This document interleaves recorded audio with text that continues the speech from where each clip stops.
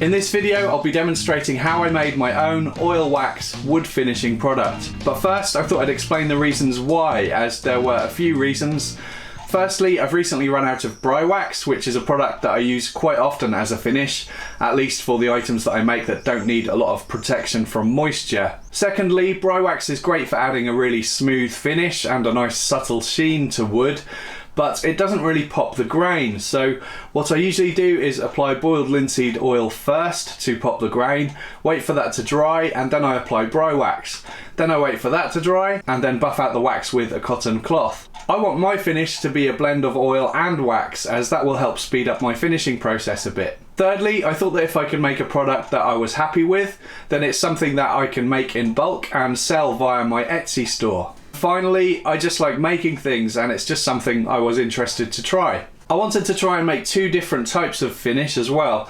A food safe blend, which I can use on cutting boards and things like that, and also a non-food safe blend, which is the one that I'll probably use the most frequently, as I don't really make a lot of cutting boards. I'd need 3 ingredients to make my finishes. The first is beeswax. This will help to solidify the finishes, and when it's applied to wood it will add durability, smoothness, and a nice sheen when buffed. I'd also need 2 types of oil. Mineral oil for the food safe version and boiled linseed oil for the non-food safe version. The oil will be what pops the grain of the wood, nourishing the wood and making it look beautiful, and it'll also add some extra protection to the wood too. And white spirit, but that will be added to the non-food safe finish only, because obviously it's not safe stuff to ingest. The white spirit will help to speed up the drying process of the finish, and also because it dissolves wax, it will also help to blend the ingredients of the finish and make it soft and smooth. I first did a few experiments making some finishes using different wax and oil quantities before deciding what the formula was that I liked the most. And I tried those different blends out on some scraps of wood to see how they looked, how smooth they were when buffed, how long they took to dry, and also how easy they were to apply. Once I knew what recipe I wanted to use for my finishes, I could start making my first batch. So I ordered a bunch of glass jars, 72 in total, and I bought these on Amazon. I'll leave some links in the description box below if you're interested. The more of these you buy, the cheaper they are, which is why I bought so many. I got some beeswax on eBay. This is available in block form, which is what I have here. Or you can also buy it in pellet form, and in hindsight it would have saved me a lot of time if I'd have bought it as pellets, because it's actually harder than I expected to chop up with a knife. Another alternative with the block of beeswax might have been to use a cheese grater, but I didn't want to ruin my one and only cheese grater and get in trouble with the lady. So I just persevered with the chopping. Once it was chopped up into smaller pieces, the beeswax needs to be melted. And because beeswax is highly flammable, the safest way to do this is to use what I believe in cooking terms is called a bain-marie, which is basically one large pot with some boiling water and another smaller pot floating on that water which contains the wax. And it's important to use a low heat and keep a close eye on this to make sure there is no risk of the wax getting anywhere near the burner. Eventually the wax melts down into a liquid. I'm using a couple of old saucepans here, and I won't ever use these for cooking again, because once you get wax on them it's extremely difficult to remove.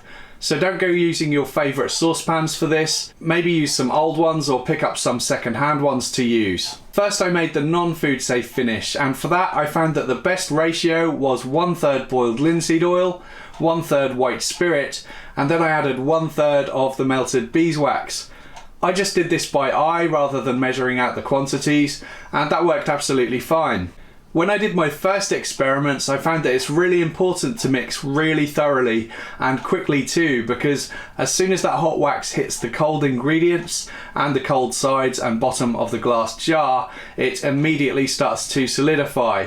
I used a piece of beach dowel to mix up the ingredients, and that was good for getting right to the bottom of the jar to scrape the bottom and make sure it was well mixed. Once it was mixed thoroughly, I put the lids on and left them outside to cool down. For the food safe version, I found that once again equal quantities worked well, but maybe a fraction more mineral oil than wax, because I want the wax to be soft and easy to apply.